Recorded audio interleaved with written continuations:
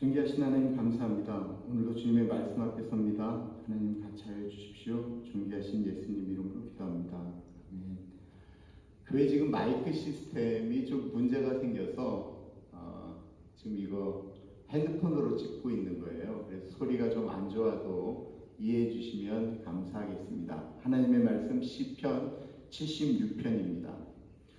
하나님은 유다에 알려지셨으며 그의 이름이 이스라엘의 크시도다. 그의 장막은 살렘에 있으며 그의 처소는 시온에 있도다. 거기에서 그가 화살과 방패와 칼과 전쟁을 없이 하셨도다. 셀라. 주는 약탈한 산에서 영화로우시며 존귀하시도다. 마음이 강한 자도 가진 것을 빼앗기고 잠에 빠질 것이며 장사들도 모두 그들에게 도움 줄 손을 만날 수 없도다. 하나님이여 주께서 꾸짖으시며 병거와 말이 다 깊이 잠들었나이다. 주께서는 경외받을 이시니 주께서 한번 노하실 때에 누가 주의 목전에 서리이까. 주께서 하늘에서 판결을 선포하시며 땅이 두려워 잠잠하였나니 곧 하나님이 땅의 모든 온유한 자를 구원하시려고 심판하러 일어나신 때로다. 진실로 사람의 노여움은 주를 찬송하게 될 것이요 그 남은 노여움은 주께서 금하시리이다. 너희는 여호와 너희 하나님께 서원하고 갚으라. 사방에 있는 모든 사람도 마땅히 경외할 이에게 예물을 드릴지로다. 그가 고관들의 길을 꺾으시리니 그는 세상의 왕들에게 두려움이시로다. 아멘. 오늘 설교 제목은 평화는 어디서 오는가 라고 지었습니다. 요즘 이스라엘과 이란의 전쟁으로 인해서 곧 세계 제3차 세계대전이 일어나는 것인가 아닌가 라고 하는 말들이 나오죠. 그런데 의외로 많은 사람들은 유튜브를 그냥 그거를 보면서 그냥 이런 전쟁이 일어나나 보다 하고 할 뿐 그 이상의 두려움 같은 것은 없습니다. 왜일까요? 그것은 나라와 전쟁이 일어나는 그곳과 우리가 사는 곳이 멀리 떨어져 있을 뿐만 아니라 우리 자신들이 다 또 다른 문제로 전쟁을 치르고 있기 때문에 그렇습니다. 시편 76편은 하나님께서 승리케 하신다라고 말씀하고 있습니다. 그런데 하나님은 전쟁 가운데 간섭하시고 하나님께서 이기게 하신다라고 하는 사실을 사람들이 과연 알까요? 만약에 안다면 누가 알까요? 1절과 2절입니다. 하나님은 유다에 알려지셨으며 그의 이름이 이스라엘의 크시도다. 그의 장막은 살렘에 있으며 그의 처소는 시온에 있도다. 하나님은 세상 모든 민족이 아니라 유다와 이스라엘, 즉 하나님의 백성에게 알려졌다라고 이야기합니다.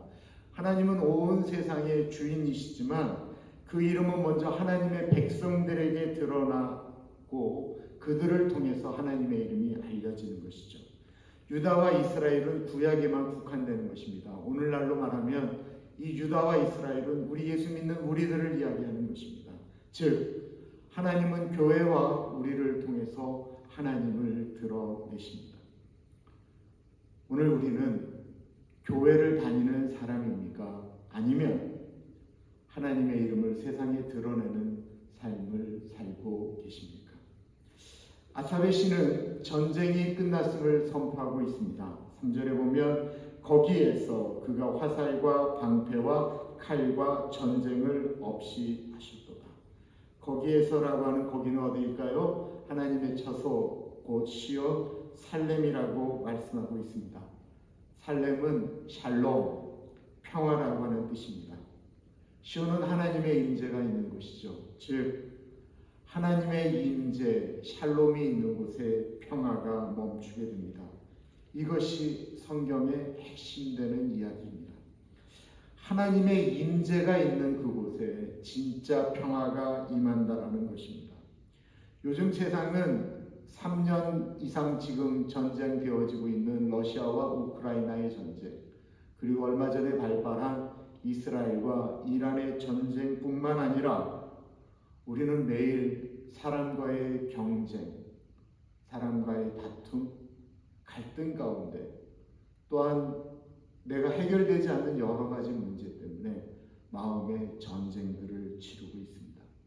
매일매일이 전쟁터라고 표현하기도 하죠.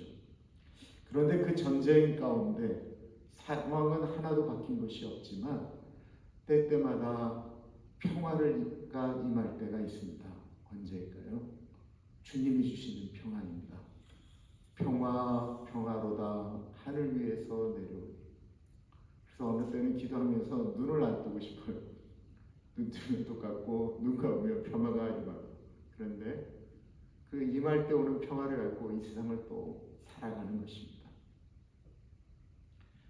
5절과 6절 보면 마음이 강한 자도 가진 것을 빼앗기고 잠에 빠질 것이며 장사들도 모두 그들에게 도움을 줄 손을 만날 수 없도다. 하나님이여 주께서 부지지심에 병거와 말이 다 깊이 잠들었나이다.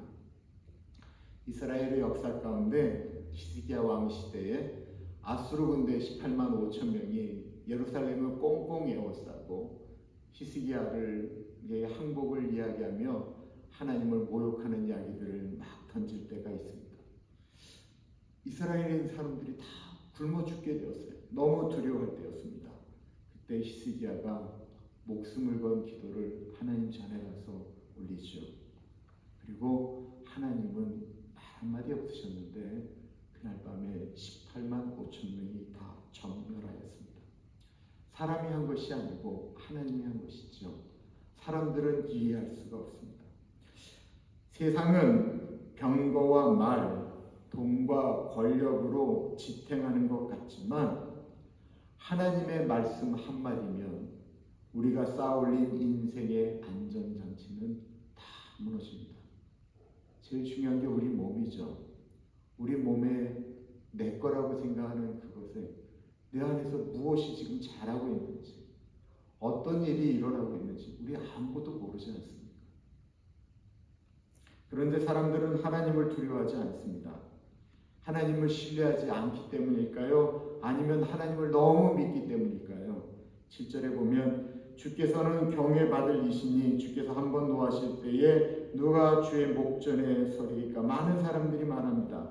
왜 하나님은 악을 방치하십니까? 왜 하나님은 저 악한 사람을 멸하지 않으십니까? 라고 말씀할 때가 많이 있는데 저는 그 말이 더 두려워요. 그렇게 말씀하시는 게 더 두려워요. 왜냐하면 하나님이 왜 악을 가만두지 아니하십니까? 왜 저 사람을 내버려 두지 않으십니까?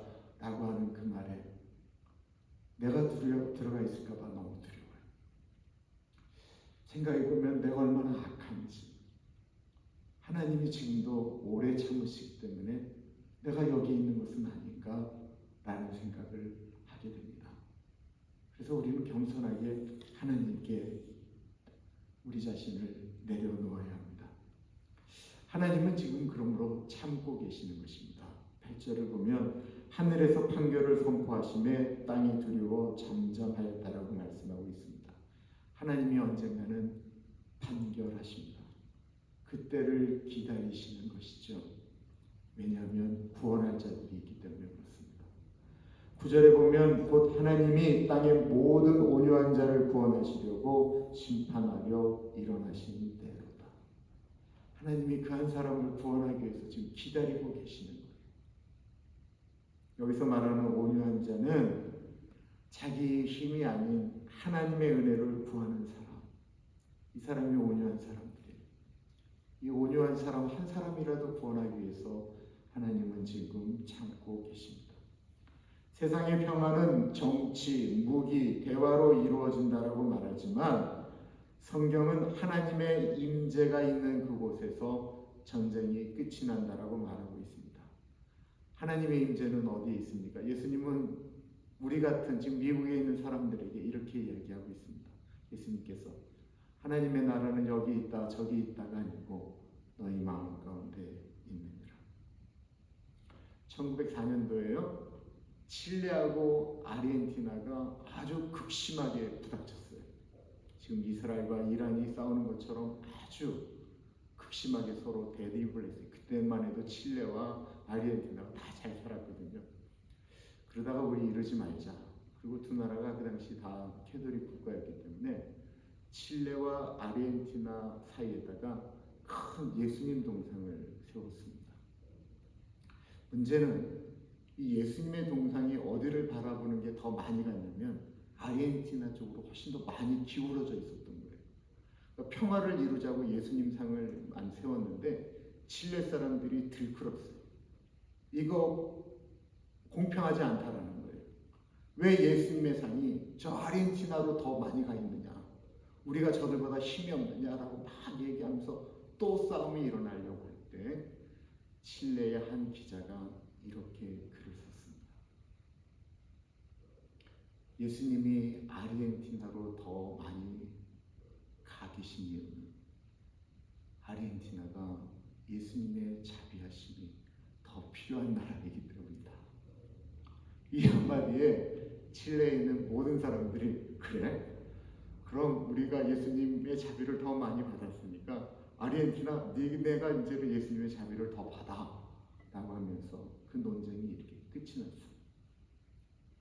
한 사람의 마음에 나에게 일어나는 일들을 어떻게 해석하느냐에 따라서 우리 마음속에 전쟁이 일어날 수도 있고요, 우리의 마음이 풀어질 수도 있습니다.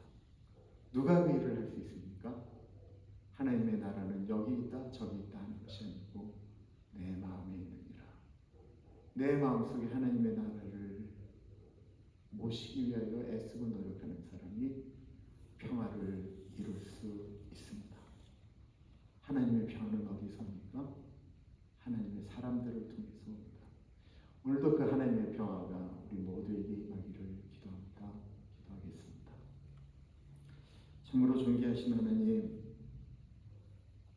세상의 곳곳에 하나님의 평화가 필요한 곳이 얼마나 많은지 모르겠습니다.